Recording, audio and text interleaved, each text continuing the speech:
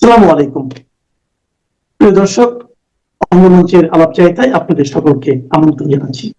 প্রতিবেদনের শিরোনাম দেখে বুঝেছেন বাংলাদেশে যেভাবে সমস্যা দীর্ঘায়িত হচ্ছে, সমাধানের পরিবর্তে যেভাবে সমস্যাকে দিনকে দিন বাড়িয়ে তোলা হচ্ছে, তাতে ভারতের পক্ষ থেকে বাংলাদেশের সামরিক হস্তক্ষেপের সম্ভাবনা কমছে তো নাই, বরং বেড়ে যাচ্ছে। অনেকটা সেই ইউক্রেনে রাশিয়ার যে সামরিক হস্তক্ষেপ তেমনটাই।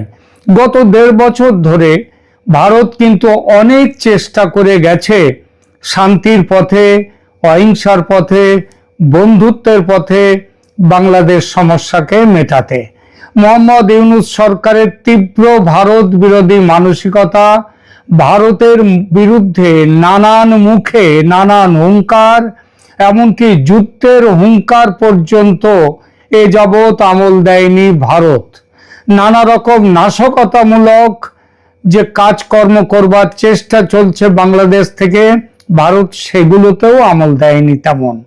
সমস্যা মেটাতে বারবার ভারত একটাই কথা বলেছে, সে কথাটা হলো নির্বাচনের কথা। সব দলকে নিয়ে স্বচ্ছ ও মুক্ত নির্বাচন, যেখানে আওয়ামী লীগ অংশ নিতে পারবে, কিন্তু বারে বারেই মোহাম্মদ ইউনূসের সরকার এড়িয়ে গেছে সে পথ।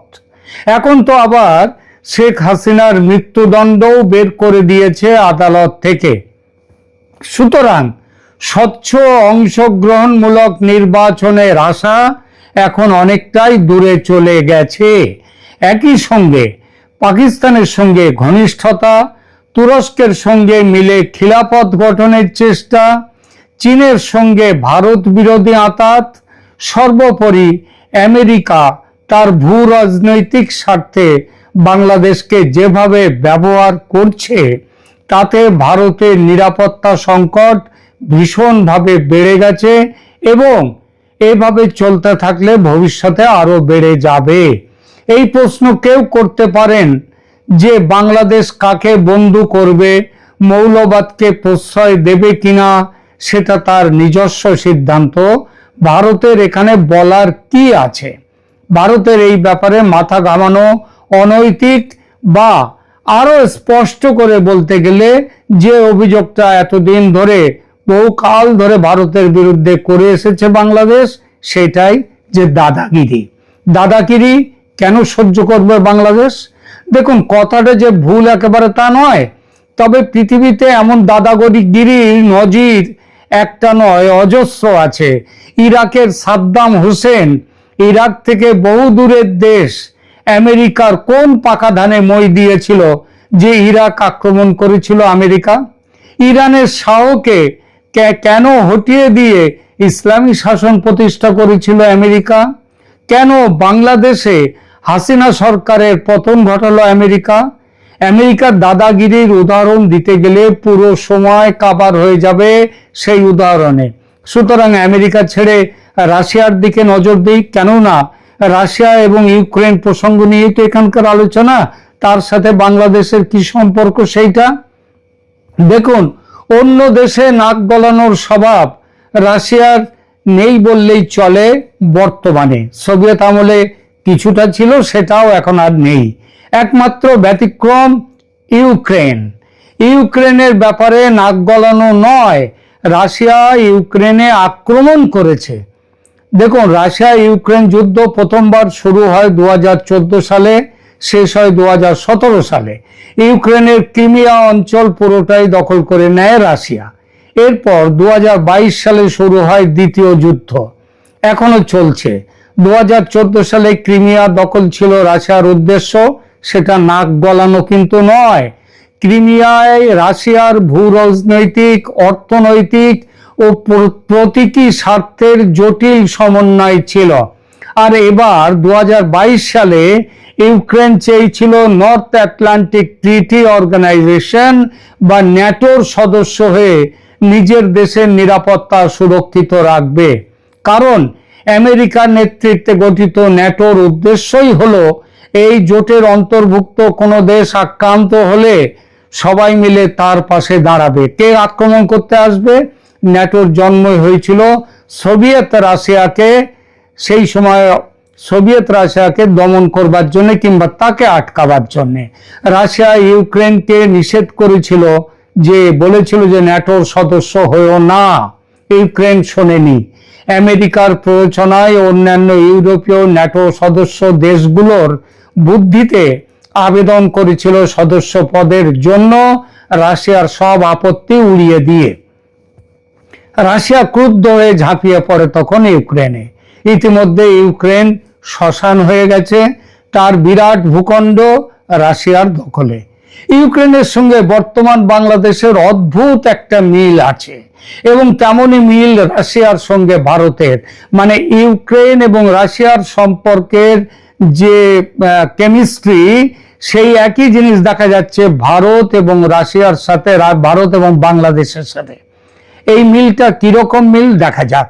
দেখুন, ইউক্রেনে রাশিয়ার সামরিক অভিযানের কারণগুলো খুঁজলে এই কারণগুলো দেখা যায়।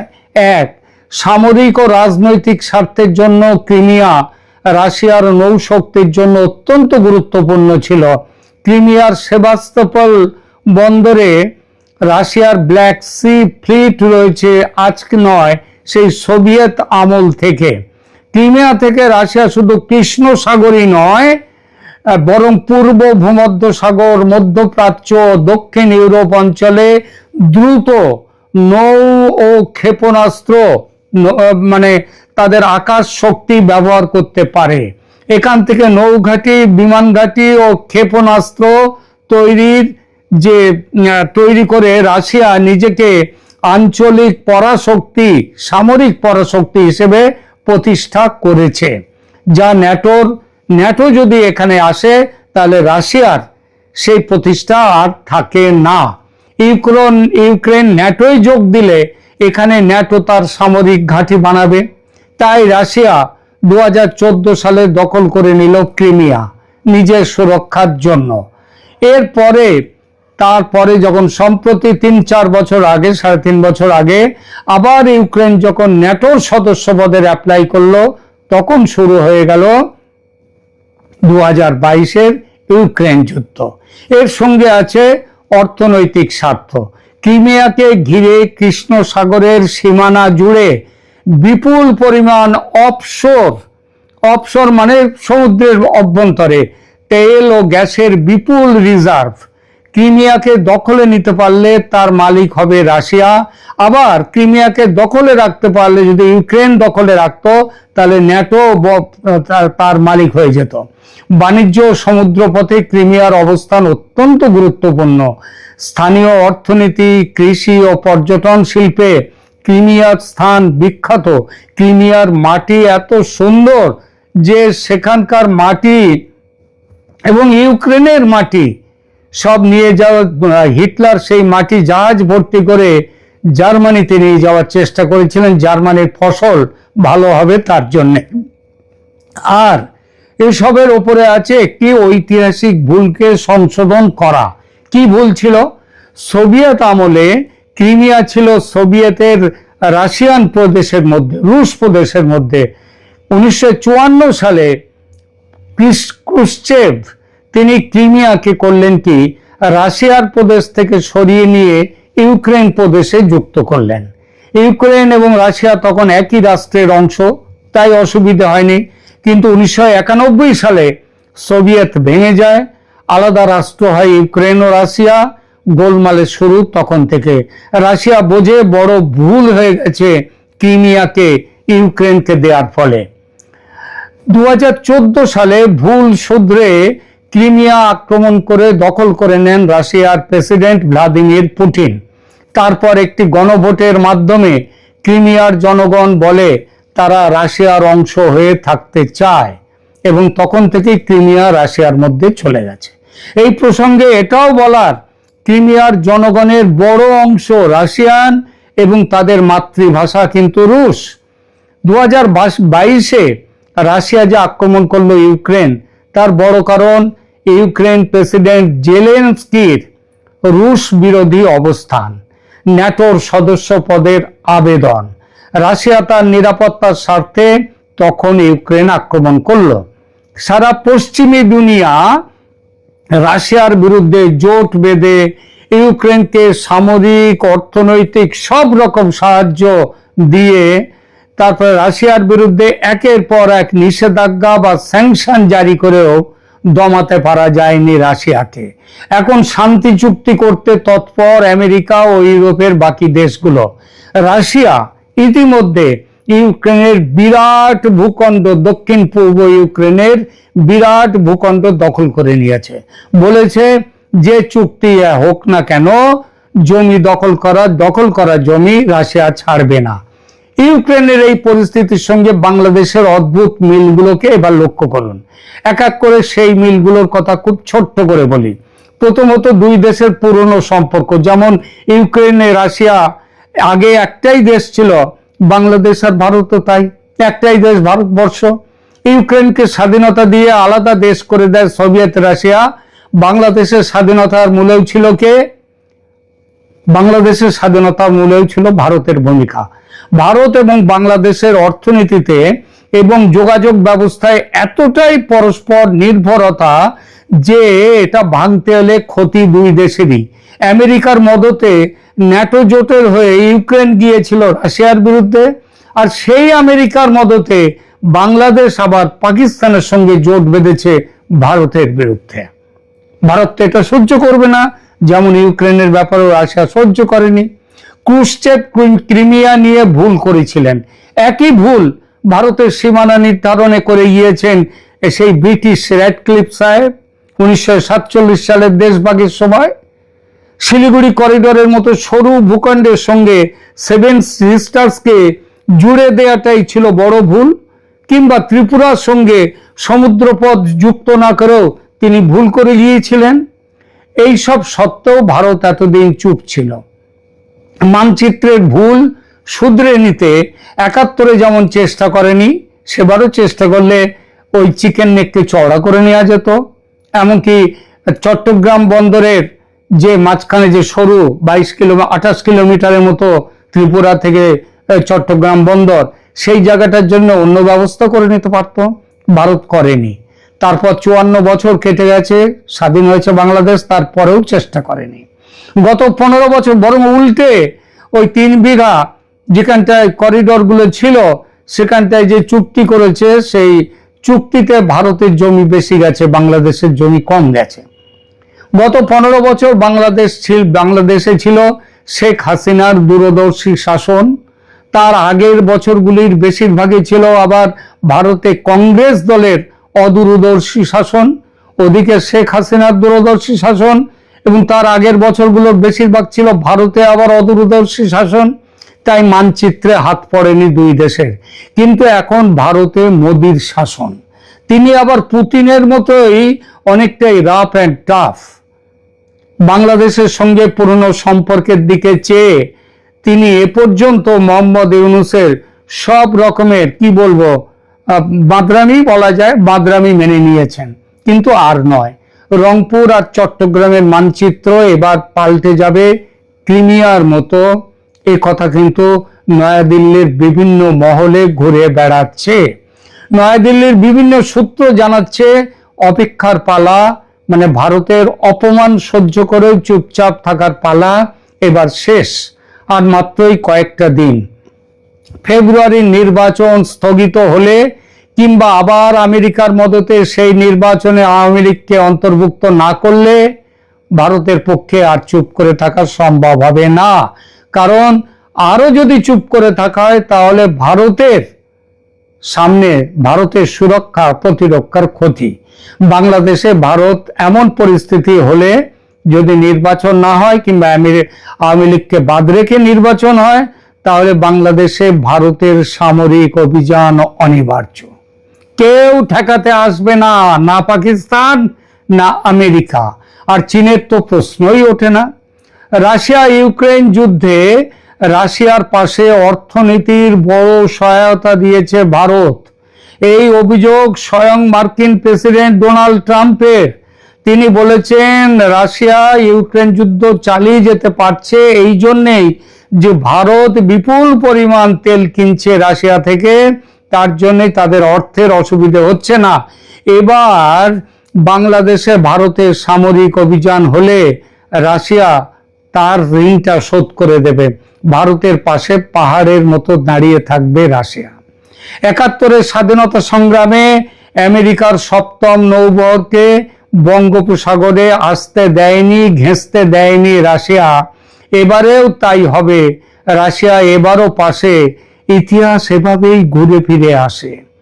ডিসেম্বরের 4 ও 5 তারিখে ওই যে ভ্লাদিমির পুতিন ভারতে এসে প্রায় 200-র মতো প্রতিনিধি নিয়ে এসেছিলেন, তাদেরকে নিয়ে এসে বহু রকমের চুক্তি করে গেছেন, এখানে বহু রকম কথা হয়ে গেছে। এবং সেটা তিনি এই কথাটিও বলে গেছেন যে ভারতের পাশে, যদি বাংলাদেশ নিয়ে ভারত সামরিক অভিযান করে, রাশিয়া ভারতের পাশে। বাংলাদেশের রাজনৈতিক অনিশ্চয়তা কি কাটার পথে? দর্শক, আপনারা যারা বাংলাদেশপন্থী, বাংলাদেশের মুক্তিযুদ্ধপন্থী, প্রগতিবাদী এবং মুদ্রা কথা আমি যদি বলি যে যারা আওয়ামী লীগপন্থী, তারা কি এই মুহূর্তে হতাশ হয়ে গেছেন? না, হতাশার কোনো কারণ নেই। আমরা এটি সত্য যে আমরা অনিশ্চয়তার দোলাচলে দুলছি। এখানে শুধু বাংলাদেশ বিষয় কাজ করছে না, এখানে ভূ রাজনীতি কাজ করছে, অনেক কিছু কাজ করছে। এবং ভূ রাজনীতির উপর নির্ভর করে বাংলাদেশ পরিস্থিতি পাল্টে যাবে। এই যে সাম্প্রতিক চলাফেরা, মুভমেন্ট এবং নানা খবরে আপনারা হয়তো অনেকেই মনে করছেন যে নির্বাচনটা কি আসলে হয়েই যাচ্ছে। না, ইসলামাবাদ কিন্তু বহুদূর। একটি পক্ষ, এমনকি ইউনূস সরকার চাইছে, এবং বাংলাদেশে প্রতিক্রিয়াশীল চক্র, বাংলাদেশ বিরোধী, স্বাধীনতা বিরোধী শক্তি চাইছে একটি যে কোনো যেন তেন ভাবে নির্বাচন, একপাক্ষিক নির্বাচন করে ক্ষমতার মসনদে পাকাপোক্তভাবে বসতে। আবার ইউনূসও কিন্তু ক্ষমতায় যে থাকবার একটা ব্যাপার, সেই ব্যাপারটা নেই। ইউনূসকেও কেউ চাইছে না, কারণ জল বহু ঘোলা হয়ে গেছে। এই ঘোলার পরে ইউনূস যে আরো একটা দীর্ঘস্থায়ীভাবে থাকবে না, সেটিও হচ্ছে না। একটা নির্বাচনেরই তোড়জোড় ইতিমধ্যে শুরু হয়ে গেছে। আপনারা এরই মধ্যে জেনে গেছেন যে আগামী পরশু বুধবার 10 ডিসেম্বর নানান ঘটনায় ভরা দিনটি। সেদিন নির্বাচন কমিশন, এগুলো রেওয়াজ যে নির্বাচনের তফসিল ঘোষণার আগে মহামান্য রাষ্ট্রপতির সাথে নির্বাচন কমিশন, প্রধান নির্বাচন কমিশনারের নেতৃত্বে নির্বাচন কমিশনারগণ সাক্ষাৎ করেন। বেতার টেলিভিশনে প্রধান নির্বাচন কমিশনারের ভাষণ রেকর্ড করা হয়। এই পর্বগুলো, এই কাজগুলো আগামী পরশু বুধবার 10 তারিখ মহামান্য রাষ্ট্রপতির সাথে বেলা 12টায় সাক্ষাৎ আছে। এরপরে সেকেন্ড হাফে বেতার টেলিভিশনে প্রধান নির্বাচন কমিশনারের ভাষণ রেকর্ড করা হবে। রাষ্ট্রপতির সাথে সাক্ষাৎ ক্রমে যদি নির্বাচন কমিশন মনে করে যে ওই দিনই তফসিল ঘোষণা হবে, বুধবার 10 তারিখেই হতে পারে, আর না হলে সর্বোচ্চ 11 তারিখে নির্বাচনের তফসিল ঘোষণার সিদ্ধান্ত নিয়েছে ইউনূস সরকার, ইউনূস সরকারের নির্বাচন কমিশন। ফেব্রুয়ারির প্রথমার্ধেই নির্বাচনের ডেট, তারিখ ইত্যাদি বিভিন্ন শিডিউল ঘোষণা করা হবে। কিন্তু অনেকে ভাবছেন যে নির্বাচনের তফসিল তো ঘোষণা হয়ে গেল, নির্বাচনটা কি হয়ে যাচ্ছে? আপনাদের মনে করিয়ে দিতে চাই, 2008 সালের 30শে ডিসেম্বর যে নির্বাচনটা হয়েছিল, যে নির্বাচনে ভূমিধস বিজয় আওয়ামী লীগ ক্ষমতা এসেছিল, সেই নির্বাচনটি হবার আগে 5 বার তফসিল ঘোষণা হয়েছিল। 5 বার তফসিল ঘোষণা হয়ে চূড়ান্তভাবে সেই বছরে 2008-এর 30শে ডিসেম্বর নির্বাচনটি হয়েছিল। কাজেই এটি মনে করবার কোনো কারণই নেই যে নির্বাচনের তফসিল ঘোষণা হয়ে গেল আর নির্বাচনটি হয়ে গেল। তাহলে তো ইউনূস জামাত চক্র সফল হয়ে গেল। কিন্তু সফল হতে গেলে অনেক কিছু লাগে। আজকে বাংলাদেশ এই যে পরিস্থিতিটা, এই পরিস্থিতিটা শুধুমাত্র বাংলাদেশ নয়, এখানে আন্তর্জাতিক অনেক ব্যাপার আছে। অনেক ব্যাপারের মধ্যে ভারত এখানে ফ্যাক্টর, এখানে রাশিয়া ফ্যাক্টর, এখানে চীন ফ্যাক্টর, এখানে মার্কিন যুক্তরাষ্ট্র ফ্যাক্টর। আপনারা জানেন যে গত শুক্রবার মার্কিন যুক্তরাষ্ট্রের নয়া নিরাপত্তা কৌশল প্রকাশ করা হয়েছে। আমি গতকালকে এটি নিয়ে একটি কন্টেন্ট করেছি। সেই নিরাপত্তা বা সিকিউরিটি স্ট্র্যাটেজি তাতে ভারতকে অত্যন্ত গুরুত্বপূর্ণ হিসেবে আখ্যায়িত করা হয়েছে। ভারতকে, সোজা কথা মোদ্দা কথা, ভারতকে চাই। এবং চীনের সাথেও যে কম্পিটিশন, প্রতিযোগিতা, বাণিজ্যিক ভারসাম্যপূর্ণ বাণিজ্য থাকবে, কিন্তু নয়া নিরাপত্তা কৌশলে একজন আরেকজনের সাথে যুদ্ধ করবে, সংঘর্ষে জড়িয়ে যাবে, সেগুলো কিন্তু নেই। নয়া নিরাপত্তা কৌশলে শান্তির বার্তা আছে। আর এই শান্তির বার্তা হিসেবে Russian president Vladimir Putin Bharat সফরকালেই মার্কিন যুক্তরাষ্ট্র তড়িঘড়ি করে ভারতে তাদের বাণিজ্য প্রতিনিধি পাঠানোর সিদ্ধান্ত গ্রহণ করে। মার্কিন বাণিজ্য প্রতিনিধি দলের ডেপুটি রিক্স সুইজারের নেতৃত্বে একটি উচ্চ ক্ষমতা সম্পন্ন প্রতিনিধি দল ভারতে আসছেন এবং আগামী 10-12 ডিসেম্বর ভারতের সাথে বাণিজ্য চুক্তির ব্যাপারে একদম ফাইনাল আলাপ আলোচনার একটা বিষয় আছে। 3 দিন, 10, 11, 12 ডিসেম্বর। এই 10, 11, 12 ডিসেম্বরের মধ্যে মার্কিন বাণিজ্য চুক্তি চূড়ান্ত হয়ে যাবে এবং এর মধ্যে হয়তো 15 ডিসেম্বরের মধ্যে চুক্তি হয়ে যেতে পারে। অর্থাৎ ভারত মার্কিন যুক্তরাষ্ট্র সমস্যা সমাধান হয়ে গেল। এবং একই সময়ে আগামী 10 তারিখেই সূত্রের বরাত দিয়ে সূত্র বলছে যে দিল্লি হয়ে এই বাণিজ্য প্রতিনিধি দলের সঙ্গে দিল্লি হয়ে ডোনাল্ড ট্রাম্প প্রশাসনের বিশেষ প্রতিনিধি বাংলাদেশ সফরে আসবেন। এই সফরগুলো বা এই আশাগুলো মূলত বাংলাদেশে যে এই যে রাজনৈতিক সংকট, এই সংকটগুলো নিয়ে আলাপ আলোচনার জন্যই। আপনারা খেয়াল করেছেন 2 দিন আগে ভারতের বিদেশ মন্ত্রী এস জয়শঙ্কর খুব গুরুত্বপূর্ণ একটি কথা বলেছেন যে এই যে এখনকার যে ইউনূস সরকার কিংবা বর্তমানে যে রাজনৈতিক দলগুলো আছে, সেই দলগুলো অতীতের নির্বাচনকে কাঠগড়ায় নিচ্ছেন। স্পেশালি যদি আমরা বলি 2014, 2018, 2024 এই নির্বাচনগুলো প্রশ্নবিদ্ধ। জয়শঙ্কর বলেছেন যে আপনারা নির্বাচন প্রশ্নবিদ্ধ বলছেন অতীতের নির্বাচনগুলোকে, যদি ওগুলো প্রশ্নবিদ্ধ হয় তাহলে আপনারা তো আবারও একটি প্রশ্নবিদ্ধ নির্বাচনের দিকেই যাচ্ছেন। দেশি বিদেশি সকল জরিপে কমপক্ষে 50% মানুষ একটি বাংলাদেশের বৃহৎ রাজনৈতিক দল, সর্বশেষ ক্ষমতাসীন রাজনৈতিক দল আওয়ামী লীগের সমর্থক। এই আওয়ামী লীগের সমর্থককে বাদ দিয়ে আপনারা নির্বাচন করতে চাইছেন। নানা অ্যাঙ্গেলে, নানা ভাবে এই জিনিসটি ভারত বোঝাচ্ছে, বিশ্ব বোঝাচ্ছে, সবাই বোঝাচ্ছে। তাহলে সেই নির্বাচনটা কিভাবে হয়? এবং সত্যিকার অর্থে একা একা দরজা বন্ধ করে আজকের পৃথিবীতে খাওয়া যায় না। কিন্তু আজকের পৃথিবীতে খেতে হলে সবাইকে লাগে, প্রতিবেশীকে লাগে, অন্যান্য প্রভাবশালী শক্তিশালীদেরকে লাগে। শুধুমাত্র আপনি পাকিস্তানি প্রেসক্রিপশন কিংবা টার্কিশ প্রেসক্রিপশন কিংবা চাইনিজ প্রেসক্রিপশনে একটি নির্বাচন করে পাতানো নির্বাচনের মাধ্যমে, ষড়যন্ত্রের মাধ্যমে ক্ষমতার মসনদে বসতে চাইবেন, সেটি কিন্তু আসলে হয় না, সম্ভব না।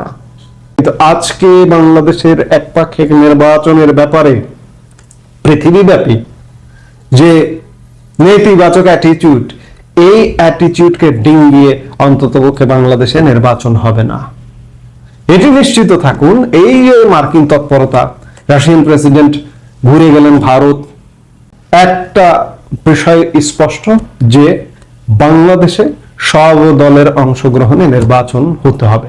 এবং ভারত তো জোরালো দাবি, আগাগোড়াই দাবি, সব দলের অংশগ্রহণে একটা অংশগ্রহণমূলক নির্বাচন হতে হবে ভারতের প্রথম থেকে আজ পর্যন্ত।